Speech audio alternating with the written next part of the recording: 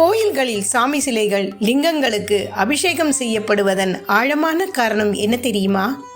கல்லால் செதுக்கப்பட்ட மூலவர் சிலை வெறும் சிற்பம் அல்ல. அது மந்திர, எந்திர, தந்திர விதிகளால் உயிரூட்டப்பட்ட சக்தி மையம். இயற்கையிலிருந்து வந்த கல், தர்பை, நீர், பால் போன்ற திரவியங்களோடு இணையும் போது அந்த சக்தி மேலும் செயல்படுகிறது. கும்பாபிஷேகத்தில் தர்பையால் தீண்டுவது போல அபிஷேகமும் இறைவனின் அருளாற்றலை எழுப்பும் ஒரு அழைப்பு. பால், தேன், பஞ்சாமிர்தம் ஒவ்வொன்றும் ஒரு விதமான தெய்வீக தொடர்பை உருவாக்குகிறது.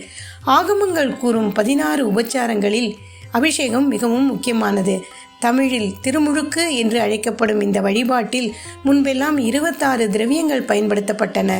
இன்று பெரும்பாலும் 12 திரவியங்களால் அபிஷேகம் செய்யப்படுகிறது. இது உயர்தர மின்கலனில் சக்தியை சேமித்து அவ்வப்போது சார்ஜ் செய்வது போல்தான்.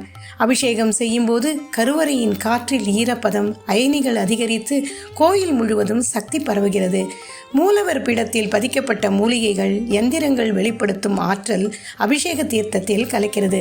அதனால்தான் அந்த தீர்த்தம் மனதுக்கும் உடலுக்கும் புத்துணர்ச்சியை தருகிறது. மந்திர ஒலி, திரவிய அபிஷேகம், தீபாராதனை இவை அனைத்தும் சிவசக்தி ஐக்கியத்தை நினைவூட்டும் தெய்வீக நிகழ்வு. அபிஷேகம் என்பது சடங்கு மட்டுமல்ல, அது இறையாற்றலை நிலைநிறுத்தும் அற்புதமான வழி. இயன்ற போதெல்லாம் அபிஷேக நேரத்தில் கோயிலுக்கு சென்று அந்த தெய்வீக அதிர்வை உணருங்கள்.